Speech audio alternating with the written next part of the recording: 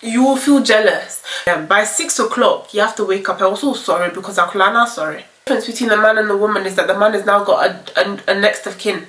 Like, no one can prepare me for this. The things that you least expect, that's what happened in pregnancy. Like, what actually is it? I can't even have edges now. It's a lot. Like, yeah, bruh. Oh my god. Just know that 24 hours is not enough, but you can make it work. Nothing beat my mother's love. Can't nothing shake what she's made of. Looking nice and bright today, thank you Lord. Good morning, good afternoon, good evening. I hope you're all okay, doing well and staying safe. If you don't know already, my name is Mariska. Welcome to my YouTube channel. I hope you're coming to stick and stay with us here, and if you are a returning subscriber, then hey Pookie, I've missed you so much. Thank you so much for tuning in with me once again. So, gathering by the title, gathering by the thumbnail, what we are going to talk about this week is things that they don't tell you about motherhood. The bad things. So first we will start with the physical body. Why did no one tell me that you will bleed for at least 6 to 12 weeks postpartum? Postpartum is like once you've had the baby, by the way, after you've had the baby. Why did no one tell me? Like, I've already suffered for 9 months, right? I've suffered in labor as well. And now you're telling me that now that the baby is out, there's more suffering to endure? I want to tell you that this flow is so heavy. My god, like, it took me so long to come to terms with it. It's like the whole 9 months, right, that I haven't had a period, all of that is just coming down at once. Like, oh, I don't even mean to be TMI, but so many blood clots, so many, oh my god, it's a lot, you know, as you can tell. So yeah, just know that that is one thing. Okay, second thing to do with the physical body is hair loss. I've heard people say, oh, my hair was falling out, but the edges, guys, the edges, oh my lord. Like, no one can prepare me for this. To be honest, my hair is really thin anyway, so for you to now take my edges off of me, I don't understand what you're trying to do, universe. What is it? Like, what actually is it? I can't even have edges on my arms and my legs. But yeah, so be prepared for that as well, because your edges, your hair, wherever on your scalp that, you know, your body feels, deems fit, they will take your hair. But the funny thing is, right, during pregnancy, I had no hair on my arms. I had no hair on my legs. Like, my body didn't have hair, and even the hair in my armpits was growing so slowly. If I show you the hair on my arms right now, I don't know where it went, but I had no hair on my arms, no hair on my legs. It was crazy. Like, God works in the most mysterious ways. It's actually the things that you least expect. That's what happened in pregnancy. And obviously, last but not least, in regards to appearance, the most obvious is stretch marks. Do you know what? I was doing so well with stretch marks. I was doing so well. Stretch marks did not come into my life until about, to be honest, I've always had stretch marks. I've always had stretch marks like on my arms, but that's about it. I've only had them on my arms. So I was doing so well until 36 weeks, right? I did not see any stretch marks. Last 2 weeks left of, like, you know, pregnancy, all of a sudden my belly is just filled with stretch marks. I don't understand. Like, it just came out of nowhere and it was so itchy. So I feel like if you do feel some kind of itchiness on your stomach area or wherever, make sure it's always moisturized, because I think that was my mistake. I wasn't always moisturizing it like that, especially because, like, I didn't understand what was going on. And even when I did realize that it was stretch marks, I don't think I was doing too much. But yeah, definitely keep it moisturized, because I think keeping it moisturized is something that will kind of, you know, try and contain the stretch marks somehow from expanding too much. I don't believe that stretch marks can go away permanently, but they do fade to, like, you know, where maybe someone from 5 meters away will not be able to see them. So yeah, that's a good thing, I guess. Right, now onto the mental, the emotional, the feelings part of motherhood, right? At first you'll feel lonely. Okay, let me not say lonely, let me say alone. Like, don't get me wrong, there'll be people around you, there'll be people coming to visit you, people coming to check up on you and stuff like that, right?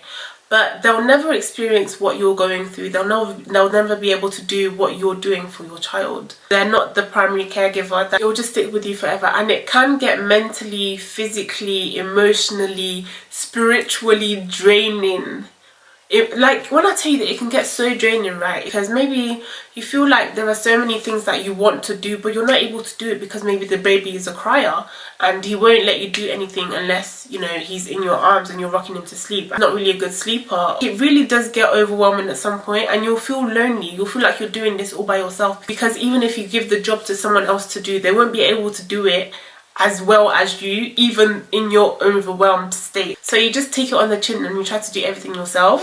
But yeah, it can get really draining at times, just because everything or most things do fall on the women. Another bad thing, you will feel jealous. Feel jealous of your partner, because the woman's life has changed completely.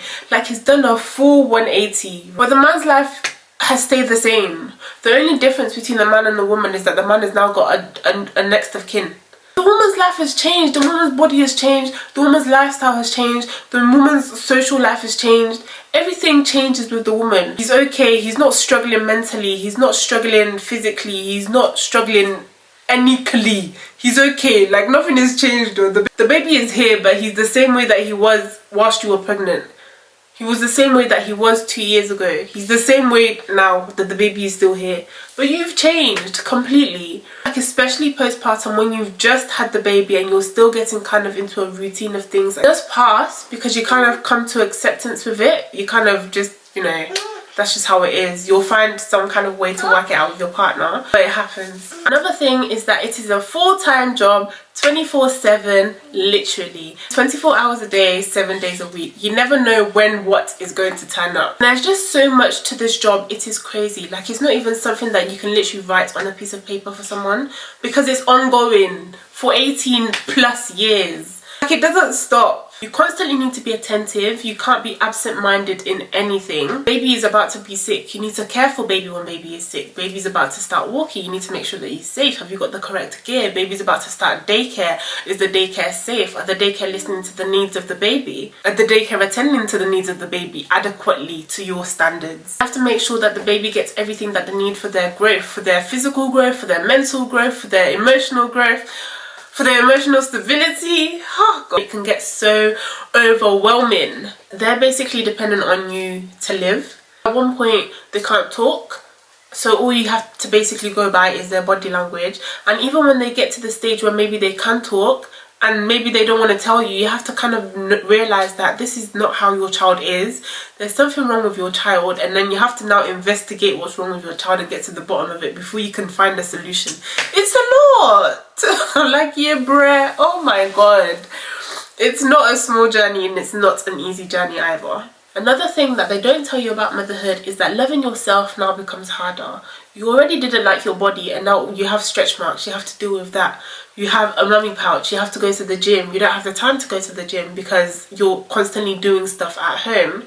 You don't have anybody to watch the baby, and you can't eat certain foods that will help you to lose the weight because you're breastfeeding. Like, it's a lot at the same time, especially within like the first 6 months. It's a lot at the same time. It's crazy. Even when the children do become a little bit older and you have like maybe certain goals that you want to achieve, it becomes harder to achieve those goals because you have to implement your children into everything that you do. Everything. Let's say you want to just pick up where you left off with your career. Now all of a sudden, the first daycare that you took your child to, it wasn't adequate enough. You didn't really like the service that they were providing, so you found another daycare, but the daycare doesn't cater to the working times that you work. What do you do then? Like, what do you do? It's so hard. I've heard the rumours and it was true. Okay? What's sleep? What's sleep to a mother?